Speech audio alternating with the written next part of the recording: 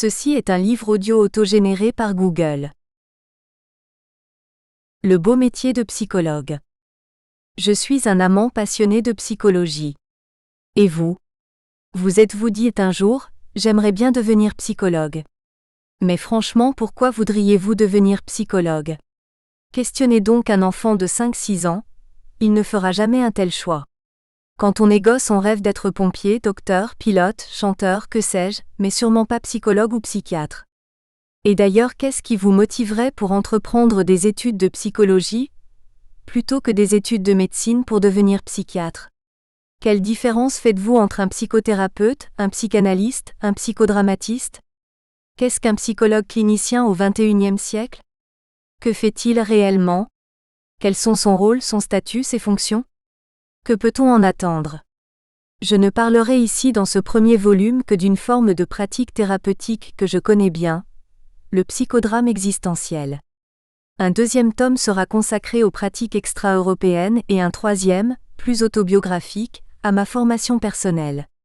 Le métier de psychologue s'est extrêmement diversifié en l'espace d'un siècle à peine. En psychologie sociale, par exemple, il est plutôt question des différentes pratiques concernant le travail, la culture et les soins de par le monde tels qu'ils sont accessibles en Occident et dans de multiples contrées de notre planète. En psychologie expérimentale, en sciences cognitives et en neuropsychologie, ce qui prévaut, ce sont les recherches sur l'animal, mais aussi sur l'homme, les IRM et les algorithmes supposés identifier les signatures cérébrales de la conscience comparées au mode de fonctionnement réflexe chez l'animal. Notons au passage que le psychologue jouit d'un statut intellectuel semblable à tous ceux qui placent la vie humaine au-dessus de toute vie animale, bien que les chiens, par exemple, soient particulièrement utiles et précieux pour sauver des victimes dans les décombres d'un tremblement de terre. Nous posons généralement a priori que l'existence des patients est plus précieuse que la vie des rats ou des anguilles, simplement parce que les rats et les anguilles n'ont pas de conscience subjective et que les animaux en général n'ont pas d'âme. Gardons toutefois à l'esprit que dans la hiérarchie des valeurs, le pêcheur d'anguilles du Tonlé Sap pose a priori que la santé de ces anguilles importe plus que celle des Khmers rouges de Pol Pot. Dans notre système social occidental, le psychologue est pour des raisons de proximité, plus enclin à privilégier la vie psychique d'un autiste plutôt que celle d'un gosse esseulé du Ladakh perdu dans les cimes de l'Himalaya. Il est considéré comme un artiste par certains, et comme un scientifique par d'autres, surtout s'il a des connaissances en physiologie et en biochimie du cerveau. Mais comme vous le savez, le cerveau est un système composé de 80 milliards de neurones connectés en réseau. Être un psychologue complet est donc un métier très compliqué en raison même des merveilles de la science, et nous sommes loin d'avoir déchiffré les mystères de l'esprit et de la conscience. Le fonctionnement de l'esprit ne s'explique pas aisément. Même les explications issues de l'activité cérébrale et celles très détaillées de la biochimie sont insatisfaisantes pour rendre compte de la conscience et de l'esprit humain. Les signaux électriques qui se déplacent dans les neurones sont impuissants à rendre compte de nos valeurs morales et de nos jugements. Certains tentent d'expliquer le fonctionnement psychique par analogie avec nos ordinateurs. C'est intéressant, sauf que nos ordinateurs n'ont pas d'esprit, et surtout ils ne désirent rien. La vie ne se réduit pas à un simple traitement de données. Je reviendrai sur ce point en fin d'ouvrage. Bref, soyons conscients de l'étendue de notre ignorance en matière d'esprit humain. Dans de telles conditions de naissance, direz-vous, qu'est-ce qui m'autorise à dire qu'être psychologue c'est un beau métier? N'ai-je pas écrit il y a peu que c'était un métier difficile, délicat, parfois harassant voire dangereux et dans les hôpitaux psychiatriques souvent éprouvant? Car de fait, confronté au milieu asilaire depuis 40 ans aussi bien avec des enfants que des adultes, à des violences verbales, comportementales et à d'incroyables manques de retenue, je puis dire qu'il faut autant d'empathie et de contrôle de soi que de connaissances théoriques et de savoir-faire pratique, et tout cela est loin d'être simple et aisé. Et pourtant c'est indéniable à mes yeux après toutes ces années, c'est vraiment un beau métier, passionnant, enrichissant et vivant. Vous vous dites peut-être qu'il n'y a pas de métier moche. C'est peut-être vrai en soi, mais certains sont vraiment ingrats, peu gratifiants voire aliénants et parfois destructeurs, notamment pour la santé de notre fragile planète. En 1968, les ouvriers spécialisés ont clamé leur colère de devoir réaliser un travail purement mécanique et leurs revendications n'étaient pas que salariales. La plupart des métiers sont utiles et nécessaires à un moment donné de l'histoire. Mais les métiers de simples exécutants qui sont répétitifs, peu valorisants, ennuyeux et mal payés sont encore nombreux et n'ont pas tous été remplacés à ce jour par des robots ou d'autres technologies automatiques. Il y a fort heureusement pour la plupart d'entre nous des métiers satisfaisants, gratifiants et correctement rémunérés comme avocats, médecins, enseignants, chefs d'entreprise, cultivateurs, etc. Et puis il y a des professions exaltantes, nécessitant une vraie passion comme archéologue, chercheur, pilote d'essai, astronaute, danseur, acteur, etc. Être psychologue clinicien est un boulot chouette et diversifié, nécessitant autant un esprit logique et rationnel qu'un mode de fonctionnement mental imaginatif et créateur. Cela suppose d'être à la fois scientifique et artiste. Et puis il y a de nombreuses satisfactions à travailler en équipe, et je remercie en fin d'ouvrage les nombreuses personnes d'esprit et d'amitié avec lesquelles il y eut de grands moments d'échange intellectuel, de poésie et de fou rire, sans oublier les périodes légères avec les patients eux-mêmes empreints d'inclinations véritables et d'émotions qui glissent sur votre cœur et ne s'oublient jamais. Vos métiers donc ? Précisons les choses. Qu'est-ce à dire en effet ? En quoi cette profession relève-t-elle de l'esthétique ? Est-ce un abus de langage ? Je ne le crois pas si l'on se réfère à l'étymologie du mot. À l'origine en effet, l'esthétique avait pour objet les perceptions sensorielles, les émotions et les pensées qui s'opposaient au fonctionnel et à l'utile. Héraclite par exemple dit que le beau est une qualité du vrai, et les pythagoriciens n'eurent de cesse d'insister sur la beauté en tant qu'harmonie céleste. Pour Socrate, le beau et le bien sont mêlés et Platon indique que les sens se lient intimement à l'entendement. Souvenons-nous d'ailleurs qu'il était favorable au beau, mais farouchement hostile à la peinture, la poésie et la musique. Pendant longtemps l'esthétique fut non pas une théorie du sublime s'opposant à la laideur mais simplement une science des esthétailles, reprise par Kant dans sa critique de la raison pure sous la forme d'une connaissance du sensible. Ce beau métier suppose donc une intelligence du sensible, au sens où Eschyle disait dans son théâtre qu'il faut avoir l'intelligence de sa douleur. Plus tard, Alexander Baumgarten évoquera dans Aesthetica 1750 un art de la beauté du penser, avant que le jugement esthétique ne devienne une authentique philosophie qui ennoblit l'homme et sa morale, à partir de Schiller et de ses lettres sur l'éducation esthétique de l'homme. De fait, l'essence du beau, selon moi, réside toujours dans l'harmonie du savoir, de l'intelligible et du sensible. Pour vous en convaincre, vous pouvez par exemple lire aussi bien l'essai de Deleuze sur Francis Bacon, intitulé Bacon, Logique de la sensation que l'excellent roman d'Amélie Nothomb Cosmétique de l'ennemi. Il y a de l'esthétique dans l'évaluation des valeurs humaines et l'esthétisation, dit Ästhetisierung dans la philosophie allemande, est un processus transformant en réalité artistique quelque chose d'aussi banal qu'une simple installation dans les musées d'art moderne. C'est ce sens du beau auquel je faisais déjà référence dans L'Inachevé, 1984, à savoir donc l'intelligence du sensible. Cela étant précisé, un autre point me semble essentiel. Le psychologue qui veut pratiquer le psychodrame existentiel pour aider ses patients à réussir leur vie, doit, en plus d'être à l'aise dans son corps, posséder une curiosité intellectuelle sans borne et la pratique requise pour analyser les scènes parfois abracadabrantes de ce que l'on nomme notre théâtre privé. J'ai un jour incarné pour une patiente un lapin à la cocotte parfumé aux herbes de Provence, une recette qu'elle préparait en souvenir de son défunt mari. J'étais recroquevillée sur une chaise, et elle me découpait en morceaux. Elle sentait vraiment mauvais, et cessa d'être totalement incurique après une telle séance au cours de laquelle toute l'équipe insista sur la formidable et appétissante odeur de lapin chasseur. Il faut parfois aller loin dans le vif désir de s'occuper de la vie psychique d'autrui. Nous verrons qu'il fallut être un être avec Jonah Doom, et Madame Sina Avbed, lors d'une séance, incarna un saule pleureur. Que le salaire d'un psychologue, qui est correct mais quand même peu mirobolant, ne vienne pas alanguir vos ardeurs. On n'exerce pas ce métier pour être installé dans un train-train quotidien mais plutôt pour faire un voyage au bout de soi. Il est des détresses qui nous enhardissent et vous êtes payé au final d'un simple mais beau sourire, et cela en soi est un élixir de gaieté. Il y a tant de métiers où l'obéissance domine, et où rien n'est ouvert à la discussion et à l'imagination. Bref, du fait de son originalité, la technique du psychodrame existentiel que je préconise fut mise à l'honneur à titre de recherche il y a environ 30 ans dans un article du Journal des psychologues, rédigé par le directeur de ce journal professionnel, Patrick Conrad, dont un extrait se trouve en annexe numéro 1 en fin d'ouvrage. Je précisais déjà en 1990 la nécessité d'être assez sportif, ou tout au moins très à l'aise avec son corps comme cela est requis en danse ou lorsque l'on fait du théâtre et de la mise en scène. À l'Institut psychanalytique de Paris, et dès le début de ma formation en 1972, j'eus la chance de travailler avec le docteur Jean Gilibert, éminent psychanalyste didacticien, grand acteur de théâtre et traducteur des œuvres d'Échille et de Sophocle dont notamment l'incontournable Diproie. Cet homme exceptionnel me transmit son goût et sa passion des tragédies antiques, de la scène et de la pratique psychanalytique. C'est ensuite avec Anne-Ancelin Schutzenberger et Didier Anzieux que ma passion pour le psychodrame analytique se confirma. J'ai rapporté dans Journal d'un psychanalyste comment le jeune psychologue que j'étais alors s'éprit de la psychologie clinique, joua dans des pièces d'Aristophane, de Goldoni, de Molière et de Cervantes tout en ayant comme référence philosophique la psychanalyse existentielle de Sartre telle qu'il l'a ébauchée dans L'être et le néant.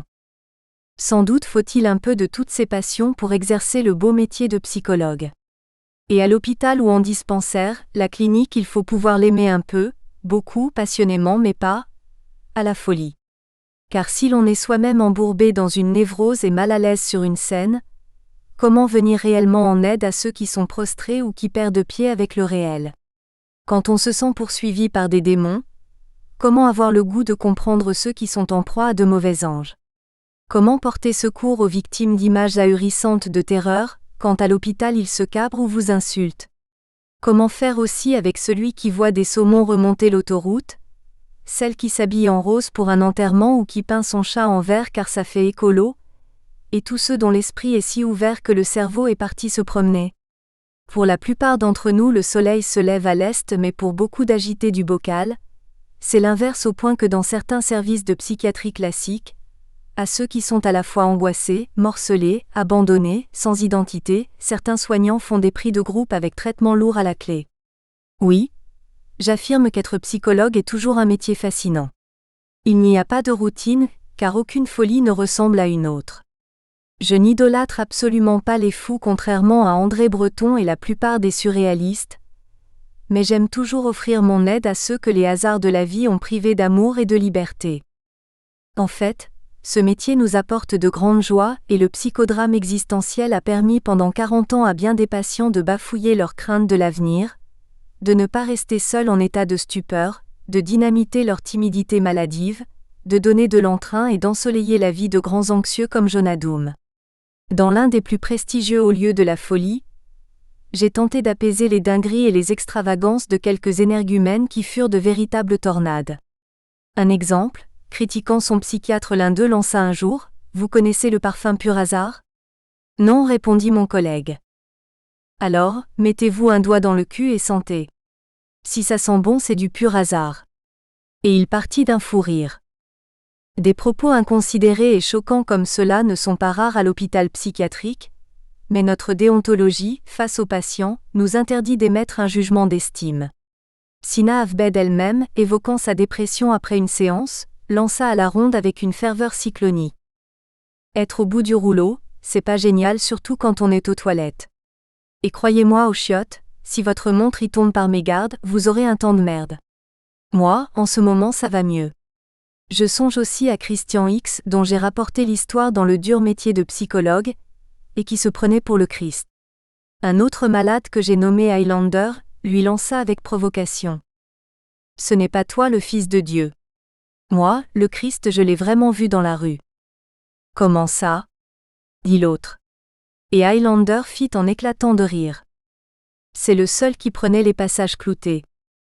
Des paroles souvent scandaleuses pour ne pas dire sacrilèges fusent chez certains patients à l'asile. Certaines situations sont déroutantes, et l'on est alors confronté à leur manque de sérieux ou leur style direct, mais une chose est certaine, c'est que l'on ne s'ennuie pas. Le plus difficile n'est pas de supporter leur humour baroque, mais leur animosité souvent mal contenue, leurs envolées soudaines quand ils crèvent d'envie de vous tuer, leur jalousie fielleuse qui vous perdent souvent dans le dédale de leurs désirs confus, leurs fourberies exaspérantes et leurs lamentations. La plupart de ces mâles vivants, ainsi que je les nomme, se confrontent à leurs dragons et n'ont que faire de nos hypocrisies sociales. Bref, l'asile psychiatrique sent le soufre et l'on supporte leur véhémence décousue, leur dispersion incessante et tout un carrousel de dingueries quand on a lu Céline. Le psychodrame existentiel permet parfois de déjouer de funèbres comédies, d'apaiser les rancœurs comprimées de grands inconsolés de l'amour perdu, de concocter des scénettes pour les désespérés, de mettre en scène des fragments de vie dont le décor est celui d'un triste théâtre, d'éviter des orages qui auraient pu conduire à l'anéantissement de soi. Oui, ce métier est difficile, délicat, exigeant, éprouvant. Il nous plonge, entre rire et larmes, dans des provocations, des conflits, des intrigues de la vie quotidienne. J'espère que le lecteur saisira, à travers les dialogues pris sur le vif, l'évolution complexe des deux histoires de cas qui vont suivre. Les patients y livrent leurs défis et leurs soucis, leur hardiesse et leur faiblesse, leurs déboires et leurs victoires.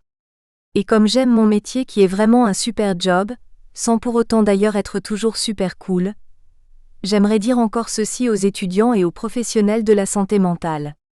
D'abord, nos nerfs ne sont pas toujours aussi malmenés, et il arrive souvent qu'il faille plutôt se méfier de soi. Car ce métier, surtout en exquise compagnie, peut en apparence se révéler trop plaisant. Un sourire trop appuyé, un hommage un brin épicé, un compliment charmant, une attitude équivoque et hop. Voilà que l'autre, le grand et le petit, s'éprend de vous en tant que thérapeute et croit soudainement en la félicité d'une relation qui peut devenir compliquée. La psychanalyse notamment est pleine d'intrigues et d'idylles bizarres qui ne furent pas des réussites. Joseph Breuer fit preuve d'imprudence et l'on connaît vaguement l'histoire de la grossesse nerveuse d'une de ses patientes. Songeons à C.G. Jung qui ne parvint pas à contenir sa passion et l'on sait les péripéties assez tragiques et pitoyables, alors qu'il était d'abord son psychiatre et qu'il était marié par ailleurs, de son amour pour Sabina Spielrein. Ferenczi, inventeur du contre-transfert, s'éprend de sa patiente Gisela Palos, qui est tantôt sur son divan tantôt dans son lit, puis d'Elma, sa fille, dans un imbroglio conjugal et transférentiel d'enfer. Pour arranger le tout, Freud intervient, se mêle des affaires de cœur de Chandor en exigeant qu'il épouse la vieille alors qu'Elma n'a que 24 ans et qu'en fait il est épris des deux femmes et ne veut pas choisir. Sacha Nart, fondateur de la Société française de psychanalyse, éprouve des désirs impérieux pour une de ses patientes et finit par se marier avec elle. Et je n'évoque ici que les plus connus. J'ai raconté dans le dur métier de psychologue à quel point il était difficile de se déprendre des mouvements involontaires du cœur et des passions clandestines que suscitent certains élans de tendresse. Et là, même si c'est passionnant, ce n'est pas vraiment un dream job. J'ai raconté entre autres l'histoire de Nadia B, une jeune fille ravissante et appétissante, dont le désir de plaire et la sensualité diffuse produisaient sur mes sens des effets auxquels il m'était difficile de me soustraire, et à quel point j'avais du mal à fixer mes pensées. Mes yeux parlant trop, j'allumai un incendie qu'il me fallut éteindre et je dus payer le prix fort à ma compagnie d'assurance pour ma voiture par 4 fois vandalisée.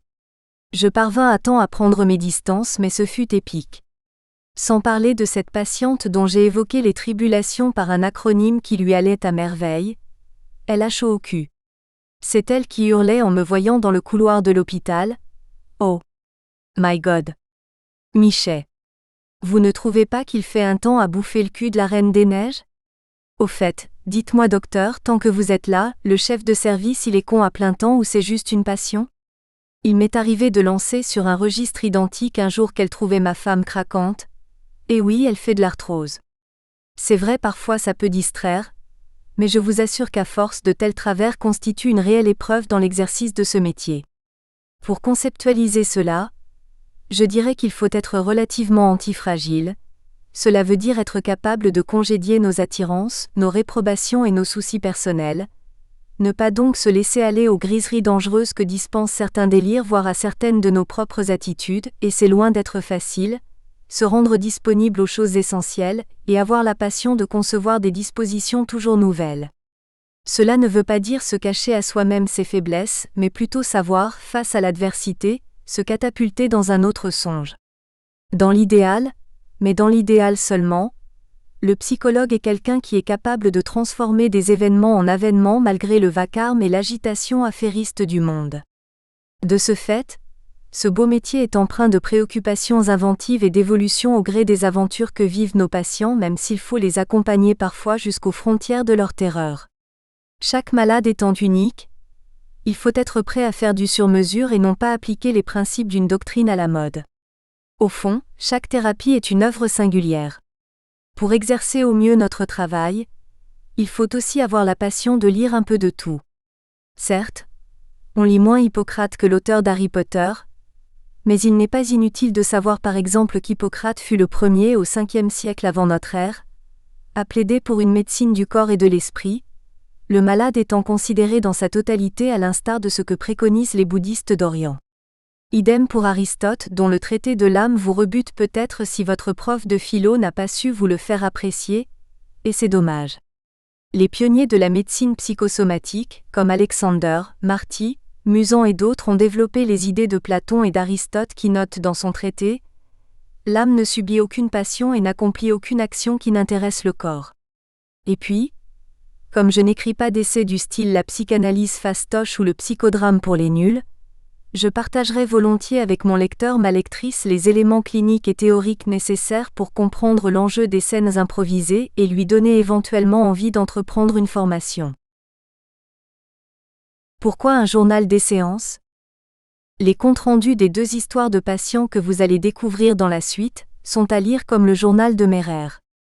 Il y a plus de 4000 ans, Mehrer était un simple chef d'équipe qui fournissait sur le Nil les pierres de parement au chantier de la pyramide de Khéops, 2538-2516 avant JC. Il n'a pas écrit d'éloge solennel, officiel et grandiose du pharaon, mais banalement relaté sur papyrus l'extraction de calcaire, les allers-retours sur le fleuve, l'appareillement et la navigation avec son équipe sur un navire chargé de pierres. La récente traduction des papyrus de la mer Rouge livre un pan inconnu de la vie quotidienne des ouvriers, bâtisseurs de cet imposant monument de l'humanité. Ce document d'archéologie navale de l'Égypte antique permet de côtoyer, au jour le jour, ces milliers d'hommes qui travaillèrent pour le pharaon. Comme le journal de Mehrer, le journal de psychodrame que je présente ici offre une plongée dans le quotidien avec ses rires et ses larmes, de 2 personnes que j'ai nommées Jonah Doum et Sina Avbed. Par définition, un journal n'est pas un document finement construit sur le plan théorique, et c'est bien ainsi. Le choix du journal comme support de réflexion répond aux exigences d'une pensée interrogative.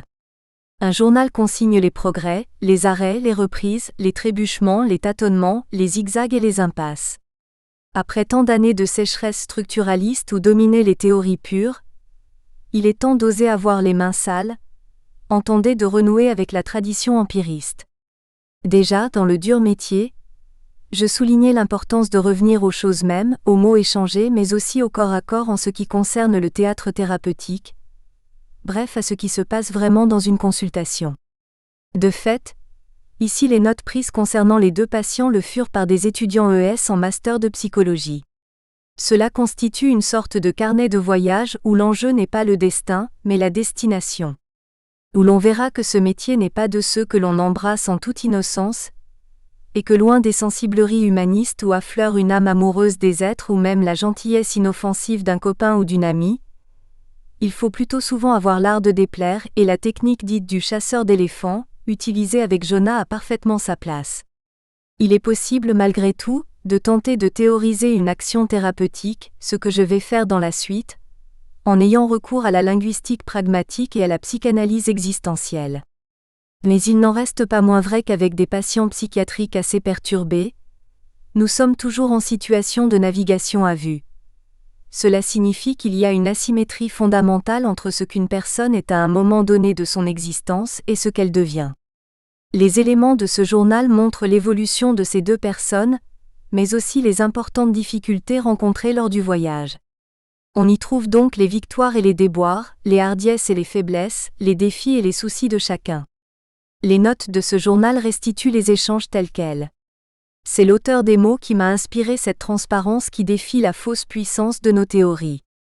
Sartre donc, homme de tous les combats et prince de ma jeunesse, fut une sorte de maître à vivre plutôt qu'à penser, celui qui m'a silencieusement gouverné en tant que psychologue, initialement explorateur de ses propres misères secrètes. Même si j'utilise par exemple, la notion de situation ou le concept de pratico-inerte, plus général que celui de résistance au changement. Je ne suis pas plus sartrin que je ne suis un freudien idolâtre. J'apprécie l'œuvre de Sartre qui est aussi un art de vivre, comme celle d'Hemingway ou Malraux qui mirent du talent dans leurs livres et du génie dans leur vie. J'aime seulement chez cet homme fait de tous les hommes et qui les vaut tous et que vaut n'importe qui, l'œuvre elle-même qui est une véritable anthologie d'humanité. Le lecteur découvrira donc ici ce qui s'est passé dans des situations toujours improvisées, et qui en ce sens, relèvent plus des intuitions de Sophocle que des déclamations sacrées d'Échille si l'on se réfère à la tragédie antique. Je ne revendique pas l'objectivité, car toute situation ne peut être séparée de celui qui la perçoit. Dans sa phénoménologie de l'esprit, Merleau-Ponty l'a joliment rappelé. Toute situation se pose au bout d'un regard ou au terme d'une exploration qui l'investit d'humanité. Les récits peuvent parfois paraître un peu longs, mais ils permettent de voir les avancées et les retombées, les insistances et les résistances, la foi en l'avenir et la mauvaise foi, si l'on songe aux soucis quotidiens des personnages d'Illich et Olga dans Les Chemins de la Liberté. Je mets un point d'honneur à y exposer mes tentatives et mes erreurs, mes intuitions et mes désillusions. J'ai retenu aussi de mon cher Ferenczi, son courage et son honnêteté intellectuelle dans ses premiers écrits, notamment 2 erreurs de diagnostic, publiées dans les écrits de Budapest, et bien sûr sa technique active qui a souvent des allures de bricolage utile. Dans la littérature psychanalytique classique, trop souvent en effet, les théories semblent parfaites, c'est-à-dire confirmatoires et sans échec, et là, je me dis que l'arrogance épistémique n'est pas loin. L'orgueil thérapeutique, comme disait Freud, se réfugie alors dans des concepts abstraits et c'est dommage. Prenez simplement ce que l'on nomme un groupe de paroles. De séduisantes théories en présentent le cadre mais on sait rarement quelles sont les paroles réelles échangées. Nous savons par exemple que le groupe dans son principe est soit directif, soit non directif, soit semi-directif. Mais ce qui s'est réellement dit nous n'en savons rien car personne ne tient un journal de ce mélange savant de paroles vides, genre blabla ou parlotte d'estaminet, et de paroles pleines de sincérité. C'est bien dommage car cela éviterait les biais de confirmation, dont les essais savants sont truffés. Des textes théoriques intéressants comme les écrits de Lacan sont hautement élaborés sur le plan conceptuel, mais, outre le pitre de François Weiergans, qui est en fait un roman, je n'ai jamais trouvé en librairie un livre intitulé Journal de mon analyse avec Lacan, témoignage qui serait pourtant un document utile, précieux et vivant pour illustrer sa pratique concrète et réelle par-delà ses belles et séduisantes formulations abstraites. Je me suis passionné étant jeune pour le structuralisme de Lacan, Lévi-Strauss, Barthes et Althusser, mais rien ne me parut aussi puissant que la pensée vivante et ad hominem des existentialistes comme Jaspers, Binswanger, Mounier, Marcel et Sartre bien sûr, celui surtout des Chemins de la Liberté, de l'idiot de la famille et de la critique de la raison dialectique. J'ai pris mes distances avec la trop élégante psychologie des âmes et le beau parler gourmet de la littérature traditionnelle, avec les mots et les silences millimétrés du psychanalyste, avec les phrases filées, byzantines et aristocratiques des théoriciens du structuralisme et avec l'orthodoxie de leurs écrits décharnés. Je me méfie aussi du scientisme néopositiviste car nos techniques de soins se situent toujours entre l'art, les techniques et la science. Au reste, fondamentalement je ne suis pas un théoricien, mais un bricoleur. D'ailleurs, dans un article du Journal des psychologues numéro 74 février 1990, publié il y a 30 ans donc, comme le temps passe, intitulé « Une nouvelle scène pour le psychodrame », Patrick Conrad, l'actuel directeur de notre journal professionnel me présentait, voire l'annexe numéro 1, comme un thérapeute singulier dont elle apostrophe. L'éclectisme peut surprendre mais qui enrichit sa pratique et son enseignement, en recourant aux travaux de linguistique pragmatique de John Searle et François Recanati et le commentaire se terminait ainsi. Mélange de sagesse vis-à-vis du patient et d'audace vis-à-vis des théories établies, ce livre prévaut aussi par le style, celui d'un auteur vif et passionné et dont l'authenticité ne peut laisser personne indifférent. De fait, je conçois mon métier comme celui de serrurier. Il faut souvent essayer tantôt une clé tantôt une autre sans forcer. De plus, chez l'être humain il n'y a pas qu'une serrure. Il faut avoir alors un bon trousseau. J'aurais aimé être un orfèvre. Mais je sais qu'Einstein, songeant au mouvement tournoyant des feuilles de thé dans sa tasse, lors d'un tea time avec Marie Curie, déclara un savant doit gagner sa vie avec un métier de savetier. Il suscita de l'enthousiasme dans les recherches mais nul fanatisme, sectarisme ou culte de la personnalité qui affecte tragiquement les sciences humaines en France, et notez bien qu'aucun physicien ne se dit einsteinien, bohrien, planckien, ou heisenbergien, ou même einsteinien. Les sciences humaines dans de nombreux pays où l'on se déclare freudien, kleinien, jungien, winnicottien, piagétien, lacanien, etc., devraient cesser leurs querelles d'école dont les patients sont au bout du compte toujours les victimes. Beaucoup de psychologues se font querelle en cherchant à donner raison à la théorie de l'auteur qu'ils ont élu, et en ne publiant que des cas de réussite thérapeutique issus du savoir d'un chef de tribu idéalisé, et jamais leurs échecs. J'ai amèrement constaté cela dans le service de psychiatrie où j'ai longtemps exercé. Je trouvais que c'était irréaliste, mais aussi cliniquement et intellectuellement malhonnête. Je laisse donc ici le lecteur découvrir les séances de psychodrame des deux patients dont je rapporte l'histoire en optant pour la liberté vivante des dialogues, et nous verrons à la fin ce qu'il en est.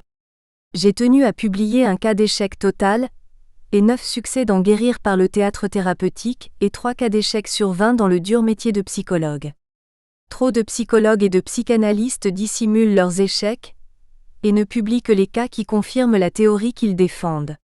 Les théories à méthodologie confirmatoire ont eu leur heure de gloire dans les années 70 quand j'étais étudiant.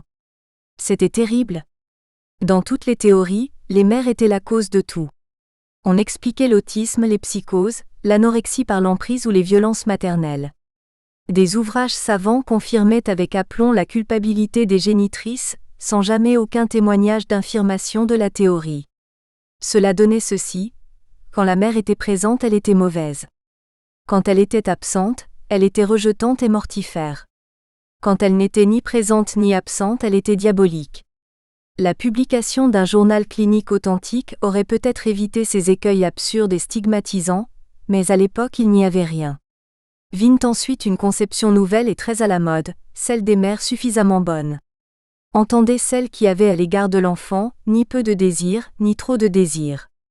Cette conception théorique ressemblant à une version bretonne du ptebenkwi, tebenknon, traversait les écrits savants. On parlait alors de noyaux psychotiques, comme si les patients étaient des pruneaux, et personne ne semblait s'émouvoir du fait que dans le monde des millions de femmes ont des gosses non désirés sans pour autant qu'ils soient autistes, psychotiques ou anorexiques. Dès cette époque, je parcourais le monde et me rendais compte que ces théories, cherchant toujours la confirmation des belles idées avancées, étaient totalement fausses en dehors du familialisme étriqué caractéristique des pays industriels avancés. Ce métier est d'autant plus honorable que nous fuyions les doctes envoûtés voués au fétichisme, à l'idolâtrie ainsi qu'à toute forme de vénération et de reptation en cénacle. Quand dominent les préoccupations d'obédience et les querelles de secte, qu'elles soient comportementalistes, cognitivistes, psychanalytiques ou autres, ce sont toujours les patients qui trinquent. Comment sortir de nos folies? La vie humaine de la naissance à la mort n'est ni statique ni linéaire. Aux coups de déprime succèdent souvent des moments sublimes et exaltants, parfois suivis d'inquiétude et de perplexité, tandis que parfois, plus tard, l'espoir renaît. Toutes ces oscillations, ces ciments rythment nos existences quelle que soit notre condition. Riche ou pauvre, homme ou femme, savant ou néophyte, jeune ou vieux. Dès la naissance, tous les êtres sont d'une sensibilité extrême. Observez des enfants en bas âge. Ils peuvent en quelques minutes exulter de joie puis être prostrés ou l'inverse. Mais rien ne dure très longtemps et en une seule journée, ils peuvent passer plusieurs fois du rire aux larmes. En outre, un enfant de 4 ans ne dit pas « je suis dépressif », mais « je suis triste ». Ou s'il ne dit rien, il le montre et c'est tout. Il ne dira pas non plus « je suis excité », et encore moins « je suis en phase d'exaltation maniaque ». C'est ce que dit, nous le verrons, Sina Avbed. Il saute en tous sens, chante, hurle de joie, trépigne, parle fort et à tout le monde, crie spontanément son bonheur même s'il est de courte durée. Les enfants ne s'expriment pas de façon compliquée comme certains adultes. Ils ne disent pas par exemple « je suis stressé », mais « j'ai peur » ou « je n'ai pas envie ». Si les parents s'expriment avec nuance, il pourra dire plus tard « je suis gêné, déçu, inquiet » ou tourmenté s'il a des cauchemars. Adolescent et possédant un peu plus de langage, il pourra dire au lieu de « je stresse », je suis perturbé, dérouté, sidéré, paniqué si un changement est trop rapide et qu'il ne parvient pas à s'y adapter. Si cet adolescent est instruit et nuancé, il possédera tout un florilège d'adjectifs pour décrire ce qui lui arrive et le mettre en congruence avec ses émotions. Ainsi pouvez-vous, vous aussi, faire preuve de nuance dans l'éprouvé d'une situation donnée, si vous respectez l'enfant naturel qui est en vous. Les adultes s'expriment souvent mal. Être frustré dans une situation n'a rien à voir avec le fait d'être désolé, humilié, harcelé ou terrifié. Arrêtons donc d'utiliser « je stresse » à tout bout de champ, ce concept est flou, vague et fourre-tout. Pourquoi dire « je suis stressé » si vous avez une mauvaise note à un examen? Dites plutôt « je suis surpris, déçu, agacé ». On n'est pas stressé par un tsunami mais bouleversé, apeuré, paniqué, traumatisé. On n'est pas stressé par un attentat meurtrier, mais horrifié et terrifié si l'on est encore vivant. Le mot « stress », utilisé initialement pour les souris de laboratoire, a remplacé les mots peur ou angoisse, et les médias sont responsables de ce nivellement par le bas car même le père créateur de ce mot, Hans Selye, a eu l'intelligence d'écrire stress without distress quand il a constaté l'étendue du désastre médiatique. Pour finir, il n'est pas difficile de faire la différence entre le fait d'être submergé, ou simplement dérangé dans nos petites habitudes. À quoi sert notre belle langue si elle n'est pas utilisée à bon escient? Mais heureusement vous allez voir, les choses s'arrangent si vous prenez conscience que nous sommes tous des romantiques nés. Nous sommes tous des romantiques nés. La richesse de notre belle langue française, nous la devons à un nombre considérable d'auteurs talentueux. Mais nos grands romantiques ont en plus le don incroyable de nous montrer à quel point la vie humaine est fragile et stochastique dans son parcours et le bonheur vraiment précaire si l'on délaisse nos options et nos choix. Prenez Rimbaud. Vous découvrez que tout n'est qu'alternance du jour et de la nuit, équilibre instable, dialectique de l'aurore et du crépuscule. Lisez Aube ou bien Bonne pensée du matin, l'aube est confiante mais incertaine. Le matin est une découverte du monde, le soir est éclair d'orage, angoisse, malaise, violence du crépuscule. Après le soleil couchant renaissent soudain l'espoir et les promesses de l'aube. Au-delà du rythme nictémérien, il y a les jours où Rimbaud est au fond du gouffre, et ceux où il s'éveille au monde. Il décrit ses sautes d'humeur ainsi. J'ai tendu des cordes de clocher à clocher, des guirlandes de fenêtre à fenêtre, des chaînes d'or d'étoile à étoile et je danse. De nos jours en hôpital psychiatrique, on le dirait sans doute atteint de troubles bipolaires. Et pourtant beaucoup sortent seuls de cette folie qui nous gagne parfois. Par la danse, l'écriture, le chant, même si nous oscillons entre des moments de joie intense suivis de dérision, d'élan et de chute, d'espoir et de conscience de nos vanités. Rimbaud nous offre ces troubles de l'humeur, dans la beauté convulsive de ses poèmes. Sans doute serait-il aujourd'hui traité, et l'on tenterait de mettre fin chimiquement à ses dysthymies, son errance, ses moments de dépersonnalisation, je est un autre, ses dérèglements de tous les sens et ses illuminations. Mais ce détraqué un peu punk sur les bords, nous montre dans le bateau ivre et les saisons en enfer comment survivre aux possibilités extrêmes de la vie. Ma patiente Sina Ahmed, elle aussi d'une façon plus prosaïque, passe brutalement de la tristesse des nuits sans fond, aux exaltants millions d'oiseaux d'or. Elle réalise cela à travers le chant et la musique sacrée. Mais hélas, les psychiatres lui ont initialement prescrit un mélange savant des apostrophes aldol, d'Effexor, de tertian et de Tranxène 50 pour tenter de venir à bout de ses flâneries mélancoliques, stabiliser ses humeurs et linéariser sa trajectoire de vie, et nous verrons qu'elle ira mieux seulement après leur avoir dit « ciao ». Que serait devenu entre leurs mains le spleen de Baudelaire? Et Nerval? Lui n'échappe ni à l'asile ni au traitement. Si l'on s'en tient au discours psychiatrique dominant actuel, lui aussi est fortement dysthymique. À l'exaltation de ses amours romantiques et de ses chimères fait suite le soleil noir de la mélancolie. Malgré, ou à cause des traitements du docteur Blanche, il se retrouve seul abandonné dans la nuit de son destin. Le feu couve sous la cendre. Et c'est contre l'avis du docteur Blanche qu'il écrit ses chefs-d'œuvre Les Filles du Feu et Artémis.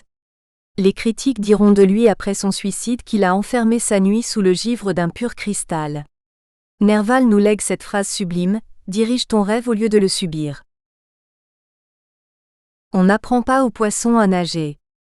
Considérons maintenant les grands prosateurs de la littérature du XIXe siècle. Tous furent extrêmement tourmentés. Victor Hugo perd sa mère, son frère, sa première épouse et tous ses enfants. Seul à chaque épreuve de sa vie il surmonte sa douleur. Il ne saura jamais rien des ronronnements souvent peu enviables d'une vie affective stable et sans histoire. Alfred de Vigny, dont on apprécie en le lisant les vertiges épicés, clame haut et fort « J'ai dit tout ce que j'ai souffert ». Mais il reste en vie malgré ses coups de déprime sans l'aide d'un psy et sans Prozac. Musset et Lamartine sont d'authentiques suppliciés. Musset vit mal ses chimères et Lamartine la chute d'un ange, mais ils survivent sans aide médicale. Théophile Gautier travaille d'arrache-pied à sa comédie de la mort, mais renonce à trouver sa lumière en refusant celle du jour. Verlaine, Lautréamont, Barbey d'Aurevilly ont l'imaginaire sombre et hanté. Barbey se projette dans les diaboliques et l'ensorcelé. Même Balzac, qu'on imagine toujours fort comme un roc, a publié parmi ses 91 romans L'enfant maudit et La femme abandonnée. Stendhal semble épargné. Il supporte de n'avoir absolument aucune critique positive de ces deux monuments que sont le rouge et le noir, et la chartreuse de Parme. Une exception. Hugo dit de Stendhal, il n'a aucune idée du style. Mais Stendhal encaisse cette vacherie. Zola, lui, échappe à ses douleurs et ses hantises en les objectivant et les exorcisant à travers la vie sordide des personnages de l'Assommoir, Paubouille et Germinal. Alfred Jarry déserte le réel d'un drame éperdu plein de hantises à travers Uburoy. Villiers de l'Isle-Adam désabusé et abattu s'écrie « Vieille terre. Je ne bâtirai pas le palais de mes rêves sur ton sol ingrat. » Et il publie Le secret de l'échafaud et la torture par l'espérance. Lisez les biographies de Chénier, Rivarol, Sade, Loti, Barrès, Renard et parmi les femmes George Sand, Madame de Staël. La liste est longue de ceux qui malgré leurs tourments font face seuls aux épreuves de la vie. Découvrez enfin les âmes fébriles et agitées des romantiques allemands qui égayèrent ma jeunesse. Novalis, Hölderlin, Goethe, Lessing, Klopstock. Aucun de ces écrivains n'eut recours à une quelconque aide psychologique. Tous ont fait seuls quelque chose avec leurs troubles de l'humeur, leurs conflits, leur désespoir. Un humoriste allemand dont j'ai oublié le nom a écrit « L'expérience consiste à faire l'expérience de ce dont on ne voulait pas faire l'expérience. » Mais ce philosophe de génie que fut Erasme a exprimé la même idée avec cette jolie métaphore. On n'apprend pas aux poissons à nager.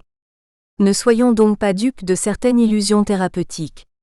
Il y a une certaine part de hasard dans nos soins psychiatriques, nos guérisons, et aussi dans diverses modalités de rupture. Même les ours sont bipolaires. Mais auparavant juste une remarque préliminaire se rapportant au diagnostic psychiatrique, souvent commode mais qui ramène parfois les malades au statut d'objet ou de chose depuis l'emprise scientiste récente des fanatiques du DSM-V. Le dossier psychiatrique de Madame Sina Avbed précise qu'elle eut plusieurs accès maniaques suivis de plusieurs plongeons dépressifs. Le diagnostic que l'on donnait quand j'étais étudiant était « psychose maniaco-dépressive ». Aujourd'hui nous disons « trouble bipolaire ». Peu de choses sont changées sinon que la notion de trouble est quand même préférable à celle de maladie. Mais ces catégories restent statiques alors que l'existence humaine ne l'est pas. L'aspect sinusoïdal des phases d'abattement et d'exaltation est trop rarement perçu de façon dialectique et constructive. Pour déjouer la norme qui, pour certains, est la régularité et la linéarité de l'existence, il faut garder présent à l'esprit que l'expérience est faite d'essais et d'erreurs, et la vie une sorte de bumpy road, où le hasard joue un rôle non négligeable dans l'ordre et le désordre de nos actions. Il n'y a pas de réussite sans échec, ce que Vox Populi nomme les hauts et les bas de l'existence. Pourquoi considérer comme pathologique l'envie de vivre qui s'empare d'une personne après une phase d'abattement ? Pourquoi trouver bizarre la phase d'essoufflement ou de répit qui modère la frénésie de vivre ? Qui n'a pas été au creux de la vague, c'est peu de choses de l'écume des jours. Pourquoi l'harmonie devrait-elle être linéaire ? L'alternance joie extrême et tristesse profonde est de nos jours stabilisée en psychiatrie par des régulateurs thymiques. Faut-il considérer comme de la bipolarité, l'agressivité puissante mais indispensable des sportifs de haut niveau, et leur passivité tout aussi nécessaire après d'intenses efforts ? Cette alternance existe chez chacun de nous. Tout être humain est un peu cyclotimique et à ce compte, aux yeux de ceux qui veulent résolument tout surpathologiser, même les ours blancs sont bipolaires.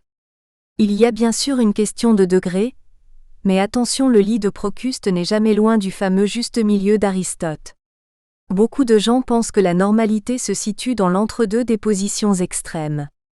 Je ne suis pas de cet avis. La question existentielle que m'ont posée Jonah Doom et Sina Avbed est celle-ci.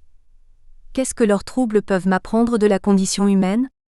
Et puis, j'aimerais dire aussi que rien n'est prouvé concernant l'organicité de troubles psychiques, tels que les psychoses maniaco-dépressives, les schizophrénies ou diverses formes de paranoïa par exemple. Sans parler, comme dit Groucho Marx, de ceux qui sont atteints de rien sous sa forme la plus aiguë. On connaît la réplique culte: sans le docteur Hackenbush, je me croirais encore en bonne santé. En fait, un diagnostic de maladie génétique comme la trisomie 21 ou une malformation congénitale comme l'hypospadias est constatable dès la naissance. Mais pour paraphraser la compagne de Sartre, on ne naît pas psychotique, éventuellement on le devient. De même, on ne naît pas alcoolique, anorexique ou tabagiste. On se fait être tel. Freud par exemple a choisi librement son tabagisme. Il en est mort en toute connaissance de cause. Il est seul responsable de son cancer de la mâchoire. Son acte autodestructeur et parasuicidaire lui était aussi nécessaire pour écrire ses essais que l'était l'alcool chez Hemingway, Duras ou Malraux.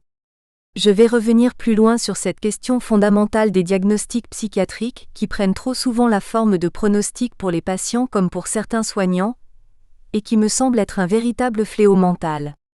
Car si on n'y prend pas garde, un diagnostic peut sceller tel patient, l'emprisonner, le chosifier, briser ses élans et son advenir. Une exception doit être faite si le diagnostic enfermant est destiné à susciter la révolte, et qu'il est utilisé comme un défi à relever.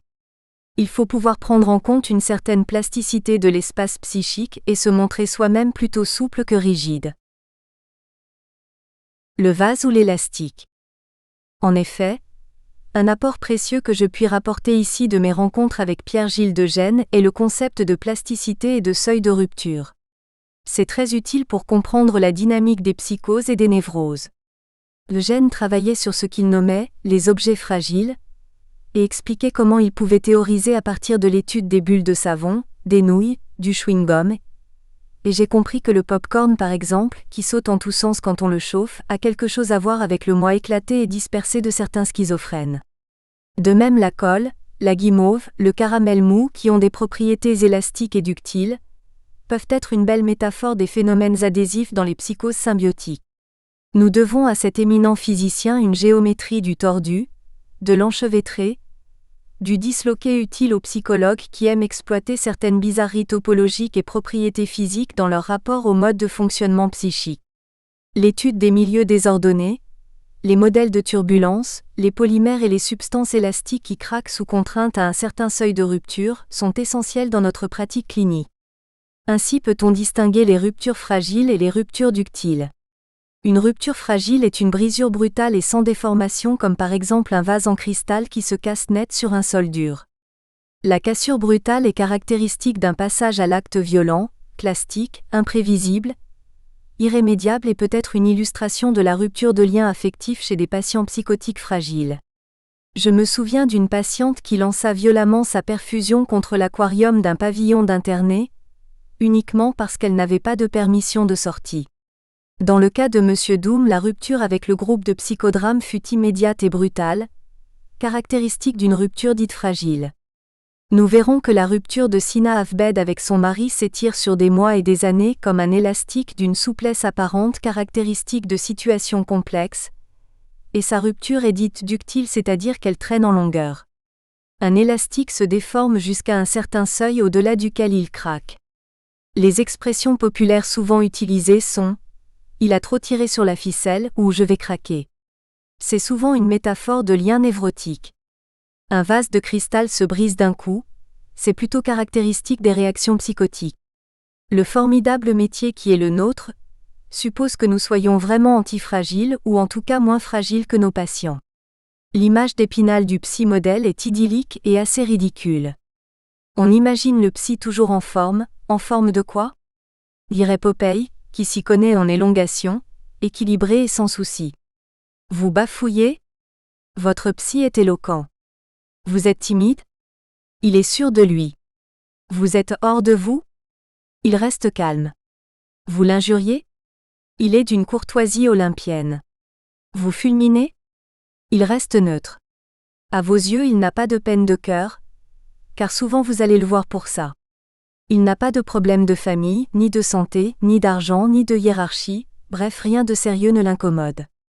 Vous, dans la vie, vous êtes à genoux avec vos angoisses, lui semble baigner dans un bonheur qui n'appartient qu'aux dieux. En fait, cette image pieuse est fausse et inhumaine. La plupart des psys que je connais sont comme moi assez bien dans leur peau, et c'est vraiment souhaitable. Mais ne serait-ce que parmi les premiers freudiens, beaucoup étaient fragiles. J'ai détaillé cela dans Éloge de nos angoisses, mais sachez que parmi eux, beaucoup avaient mangé de la racine des fous qui tient la raison prisonnière, comme dit Shakespeare.